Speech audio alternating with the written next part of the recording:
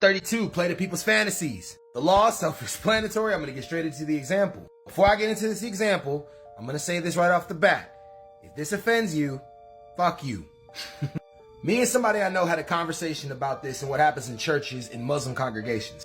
We noticed that people who teach the Quran or people who teach the Bible, most of the time you don't even fall in love with the text. You fall in love with the person who's teaching these things.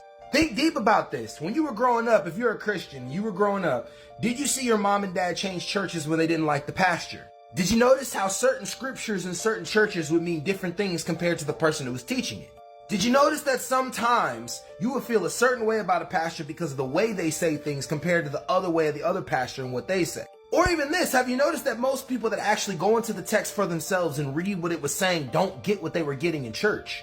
Why is this? Why do you get different experiences when you're reading the same damn book?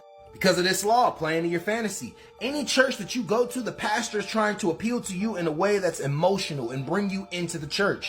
Now, before some jackass homs in the comment section, not all, but I do think the majority of people do religious congregations for money.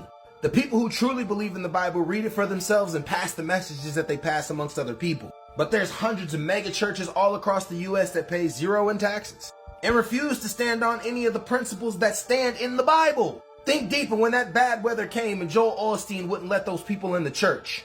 Think deep when Creflo A. Dollar, odd enough, Creflo A. Dollar, had a church and wouldn't allow people to come to the church when they were poor or invest in people, but he would buy himself a plane. Think deep about Kenneth Copeland and how he bought Tyler Perry's Jetstream, and when they asked him about it, he seemed really weird about the answer. If you want to get even deeper, go look up David Taylor and his deposition, the things that he bought with the money that the church gave to him. They use this law. They play to your fantasy, bring you in the church, extract money from you. Win-win.